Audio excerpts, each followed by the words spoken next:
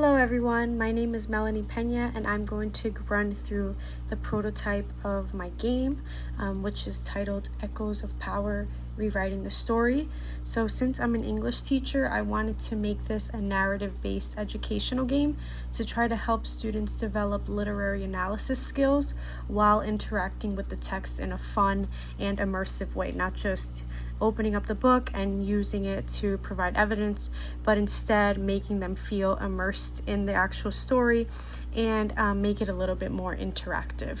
So for this physical prototype, although it's written out on paper and broken down in a smaller version, this is hypothetically what it would look like, and I wanted to focus on testing one core gameplay, which is the book Animal Farm, instead of focusing on all three texts that I had mentioned before, to hopefully, have a more specific breakdown that you guys can see kind of come to life. So what is the purpose of this? It's to determine whether students become more engaged with literary analysis when they have to gather evidence and interact with the characters, as opposed to just reading the text and pulling from it. So for section 1, I have the game overview, which is up here. So players enter a literary world and receive a mission. In this prototype, the literary world is Animal Farm, so they have to collect evidence, make decisions, and this essentially shapes their story. So the choices that they make ultimately impact the story as well, so not everything is kind of set in stone. So for the game board, obviously this would be much bigger on poster board.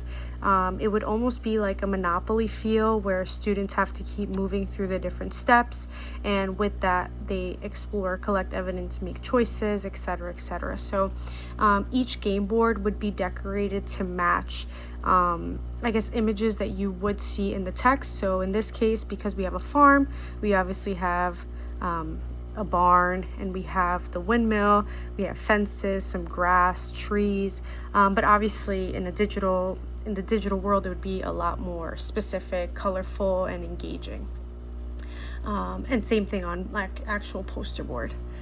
So what are the mission cards? What would they potentially look like? This would be in a deck of cards, and this is what you would pick up. So one example here is focusing on the character of Boxer. Should he continue to trust Napoleon? And again, your decision will affect the future of Animal Farm. So it makes the students feel as though they have a voice, and this is designed to encourage students to support their opinions. What they'll have to do is tie in the textual evidence rather than making random choices. So if they're given this, okay, now find it in the text and try to determine the answer. Then we have the cards here. So these are based off of different evidence breakdowns that they can pull from. So it's not like students will have to come up with this off the top of their heads.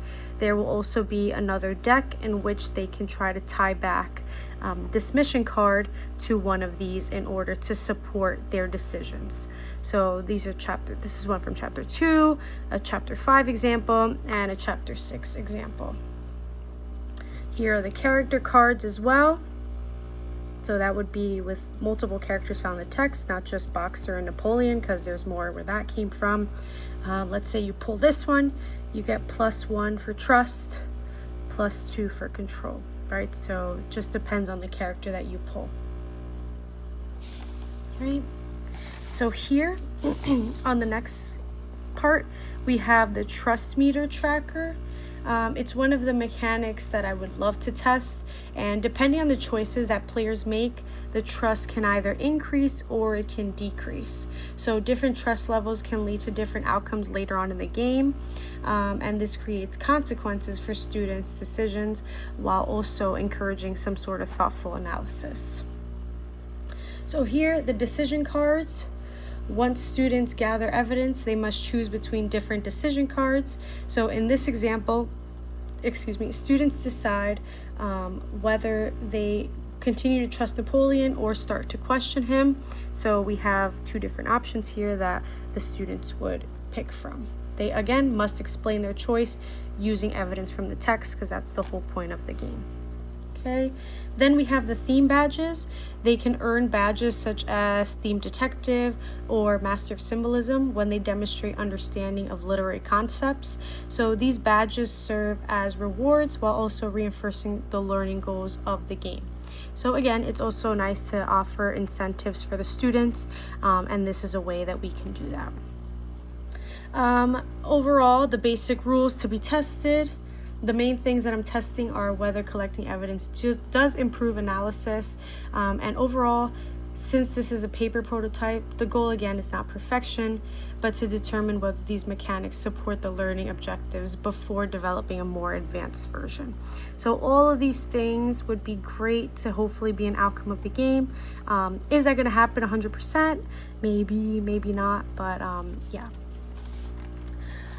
Again, some materials that we would need are the following in order to make this an actual successful game. The game board can be poster paper, index cards can be used for the mission, evidence, characters, and decisions. Sticky notes can be used for the trust meter or progress tracking. Player tokens can be used as buttons or coins to try to incentivize students, and then markers or color pencils throughout their writing as well. So I really feel as though this prototype focuses on combining literary analysis with choice-based gameplay. So my overarching goal is to help students become active participants in the story rather than just passive readers.